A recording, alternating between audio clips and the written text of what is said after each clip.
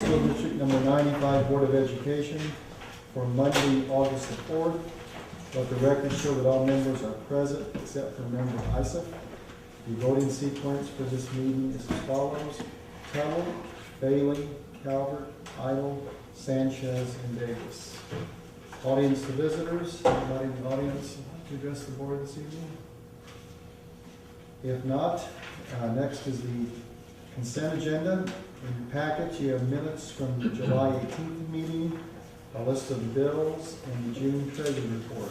Does anyone have any questions on those items this evening? If not, I would entertain a motion to approve. Second. Tuttle, Yes. Bailey, Calvert, Yes. Idle, Yes. Sanchez, Yes. Davis is yes. Secretary's report. Yeah, I got a couple of notes here. It's from the family of Adrian Barbie Jr. Acknowledges grateful appreciation, kind expression of sympathy, so send some flowers. So this one here is District 95 School Board Superintendent and Staff. Thank you for the flowers and thanks for the many kind words, thoughts, and prayers. I would like to write more, but after Beto reads this out loud, I'll be drained. I've been sitting here trying to figure out this dawned on me. I know I'm not Shakespeare. Anyway. We're glad to have that. Superintendent's agenda. All right, the first thing on the agenda this evening is the tentative budget. And there is a revised budget laying in front of you. Originally, as we were putting numbers in and looking at things, it appeared we have a $300,000 deficit in the ed fund, which would not have been an overall deficit because we had balance in that fund. But Mr. Idle had come in today, and as he and Anna were reviewing some things and asking questions and looking, we realized one number, about $500,000, was put over in a purchase service fund instead of the correct fund. So actually, our budget represents not only a balanced budget, but positive balances in all three funds. So we feel really good about that. Of course, unexpected things can come up. The state can short us even more than they have in the past. They could, we all anticipate that. Our QZAC bonds will be due this year, so some of that $3 million we have will be to pay. We've had it there for years and years to pay QZAC, but we still are very pleased. We saved over $221,000 this year in our ed fund alone due to 6% retirement incentives and people leaving and hiring in at a lower cost, due to some teachers who have been here for several years, such as at Mayo, and left to take other positions and hiring in. We've also done, by replacing with some, which I'll be asking you tonight, some of the teachers who retired coming back and filling in if it's just on a part-time basis. So that's how we've been able to maintain and keep our budget balanced for years, because we all know revenues keep dwindling and costs do not. So at this time, you have before you the tentative budget that will lay for 30 days. Ann is here as well to answer any questions that you may have. And I would, she said, I would ask that the board approve the tentative budget, and if there are any changes made to that budget, we will amend it and place it before you at the September meeting, which will be a little later because of Labor Day and to allow the budget to lay for 30 days. So we'll talk about another meeting date like the, I don't know if we're talking the 4th, maybe of September. I'd ask the board to approve the tentative budget. So moved. Second. Any discussion? If not, Tuttle, Yes. Bailey, Yes. Calvert, Yes. Idle, Yes. Sanchez, Yes. Davis is yes.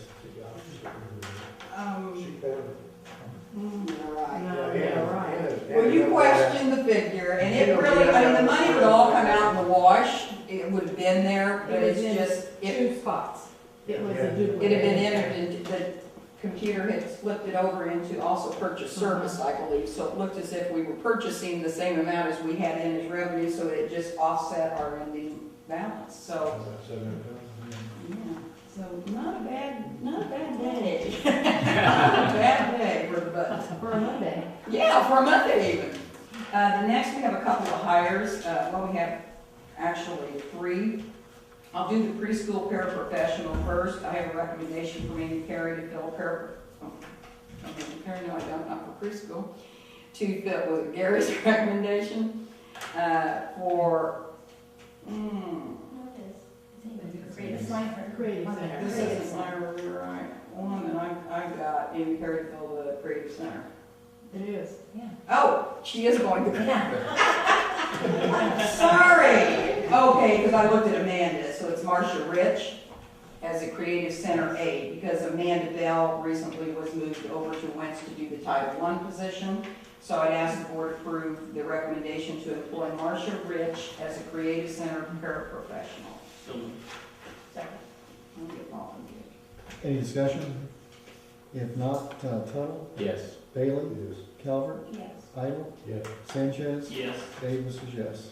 Okay, the next two are people I would like to call back on a part-time basis for next year, which is a school psychologist, Alicia Grigg, and one is Martha Whitaker. Alicia Grigg has served as our psychologist for many years. We do have Ryan Hansis, who is serving as a second psychologist, and we have an intern that we're paying minimal to going through their last phase of their college degree.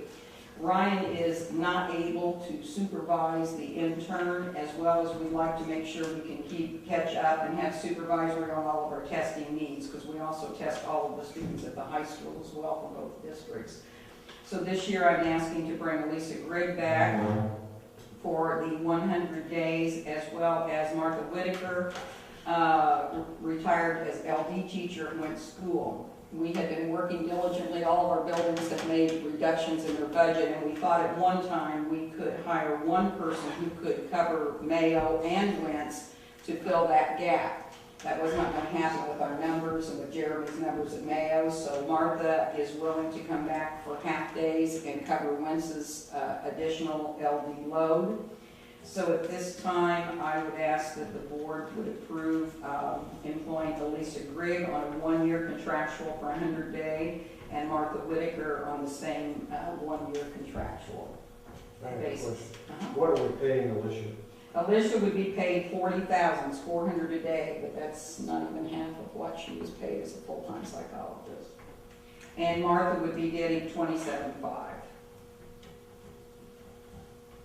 Which, like I said, these figures are all in the $221,000 savings. That's bringing Elisa back, that's bringing Martha back from her original salary to the $27,500, and the rehiring of other teachers.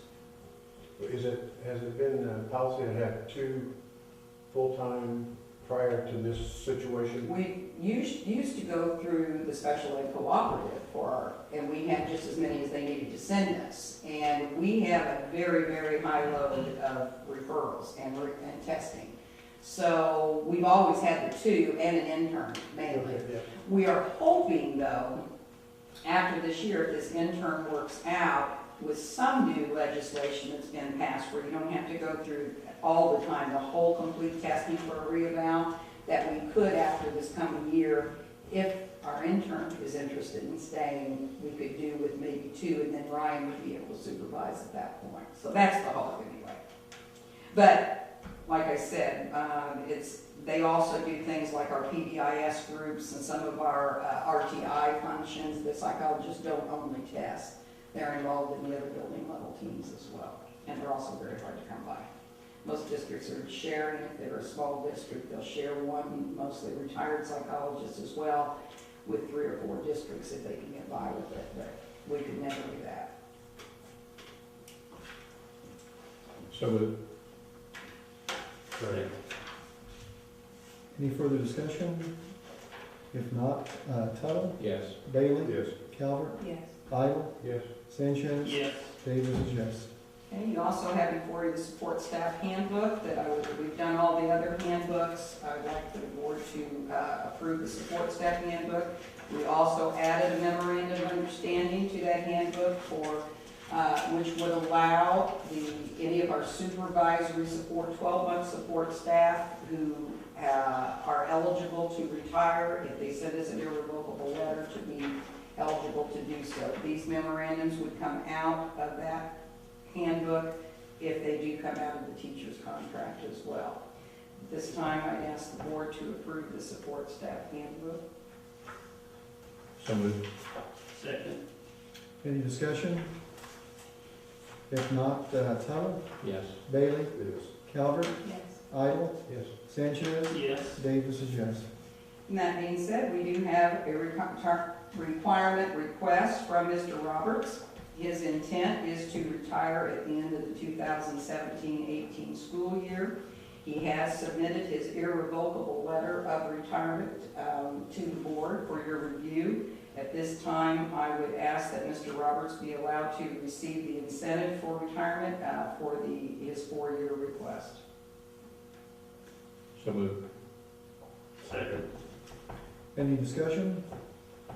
If not, Tuttle, Yes. Bailey, Yes. Calvert, Yes. Idle, Yes. Sanchez, Yes. Davis is yes. You have in your packet a copy of your substitute teacher as well as substitute support staff list. This list is continually updated throughout the year, but I am asking that now the sub-aide and teacher list be approved by the board. So moved. Second. Any discussion? If not, Tuttle, Yes. Bailey, Yes. Calvert, Yes. Idle, Yes. Sanchez, Yes. Davis is yes. Okay. We also, it's time to enter into our Head Start collaborative agreement. We've already done our Head Start lease agreement and our lunch agreement, but this agreement is the one that ensures that the district and Head Start will work together. Any student who is in need of more specialized services, such as special education or specialized testing, we agree to collaborate and make sure that happens if they are a District 95 student. So I would ask that the board approve the collaborative agreement between District 95 and the Urban Head Start for the 14-15 school year. So So moved. moved. Second. Any discussion? If not, Tuttle, Yes. Bailey, Yes. Calvert, Yes. Idle, Yes. Sanchez, Yes. Davis is yes. Just under informational, I did note that probably if we could change the board meeting, maybe even to September 4th, due to Labor Day. If you would check that, your calendars for me or at some point and let me know. We do have to give the budget time delay for 30 days, and that would meet that requirement. I didn't want to do it the same night as the co-op meeting. And sometimes we'll try to do that, but that means we push our meeting earlier. And I also thought we'd do a high school walkthrough after the September meeting. So if the 4th works for people, we'll go with that and get it posted. First, is the first Labor Day? Yeah. this year? Yeah. And plus the budget wouldn't have played for 30 days. So we Yeah. couldn't have had it in if we wanted to. What was the meeting? Yeah, That's that's- a good thing. This is a Thursday. Yeah, it's a Thursday. And then you can go to the walkthrough. So we could even look at even a Friday, we could, just get back to me individually and let me know. We'll make it convenient. We could do it the next Monday, but I don't know if Dave's doing a meeting that night or not, like Labor Day. I just didn't want to do it on the same night necessarily if you wanted to do a walkthrough of the high school. I thought we'd need a little more time. We had planned on maybe going through the high school this evening, but I knew Amy wouldn't be here. I didn't think Tom would be here, but I don't think he'd have been up to that anyway out there. But so I thought maybe September, but we could. Sam would like for any board members interested to please come to Mayo. And I know John, you can't, but come to Mayo for a walkthrough to see the new drop ceilings that we put in the hall and the bathroom renovations. So right after this meeting, anybody interested, please do that. And he's pretty proud of it. So. Extremely proud. And I'll go ahead, when you go back into committee meetings, and I'm done with my agenda, or the Mayo softball field, let me say, Mr. Roberts said, indicates the field's completely finished, concession stand storage building will be completed. It's finished now. Okay, so it's finished as well. You probably also want to go back there and take a look at some point if you haven't. Just great what you and Sam and Yeah, if it everybody. wasn't for maintenance really helped us finish it, or we would have never gotten it done, so. Well, I I'll mean, have to tell him. it is Robert's field. They did help us, we couldn't have finished it, they wouldn't have helped us, so. What were the expenditures versus the donations, What do you, We matched the donations. Yeah, we spent 29,000 at the end, we had all that, we actually had 1,000 left over, so. And we still got some more coming in, I believe. Yeah, we'll have a look, but we're good, Planning it on cost the that. district anything, We spent about I 29. think that says a lot for the community. to- Yes. Right, and it came out pretty good. I think it looked pretty I've nice. had many people come up and say they've been back. Our first game's next Monday here, so. Will groups be able to play on it this summer and use it for Well, practice? or yeah, we're gonna try to, Watch if what, they go through as long as us. they check with you and stuff. Yeah, we're just not gonna let it be Yeah. free for all, Yeah, so. okay. Yeah, we'll let other people use it As as long as they just take check, care of it. yeah, We're not yeah. gonna And get it doesn't trashed. conflict with our schedule. Right. That, I mean, Yeah. the whole point was, You know, we were having a yeah, hard time finding. we got it locked up, so Okay, nobody yeah. can get in No, there that's unless fine. they jump the fence, so. Alright. Yeah, we are. We did get our tax distribution letter and payment, I put that in your packet as well. School registration was Monday, August 4th, and the 5th tomorrow, and you'll see a lot of cars over by Mayo. You've had a good turnout, I take it. Yes. That's Been going very well. smooth. Okay, the teacher breakfast is August 13th, the first day of school at 8:30 at Lake Ridge again. We didn't receive anything this year, but we called and verified. They said that, so any board member interested or who can come, should come to that. And then your open house schedule was on there as well for Wednesday the 13th, the first night of school, and they're staggered between the buildings. So that's the end of my agenda, but I know the construction committee will have something to say when we get back to committee reports. Well, that's next, committee reports. There you go. Okay, I'm gonna do a quick synopsis of the gym floor, situation at the, Paris Cooperative High School. As you know, we had, basically two problems with that floor. Number one being the inconsistency in the thickness of the concrete that was poured. And number two, it was poured approximately 2 inches too low. The second problem is in actuality an advantage to us. We had two options to correct this situation. First option was to take the complete floor out, which could have compromised the vapor barrier, which would have been a lot more time consuming and expensive. It could have additionally affected the structure of the rock underneath. I believe Hannig was willing to do that if we insisted. We had a meeting last Thursday, Beal and I attended, and I substituted for you. And the second option to fix this is basically to take the concrete we have, which varies all the way from basically 1 inch in thickness to maybe 7 inches in thickness, depending on what you've heard, or they did an actual sonar or something to see what the depth was, and they identified 13 areas that could be potential problems. Hannig sent a solution to Turner and BLDD. They got together and decided that the best solution from a cost standpoint, from an effectiveness standpoint, from giving us exactly what we need, is to mill down the top inch of the existing concrete floor. Actually, grind like you'd see them grinding on the highway, except we groove this so we have a good bond between the new concrete and the old concrete, and then pour 3 inches of concrete over the top of this. And there's no need to form a bond between the two because the horizontal pressure is zip. All the pressure is vertical pressure. And the grooves themselves will keep it from any movement whatsoever. So if they poured a 3-inch concrete deck over what we have after we milled it down, we would have an overall minimum depth of 6 inches of concrete, which brings it up to the level that it needs to be. With the concrete could go as thick as 7 to 8 inches in places where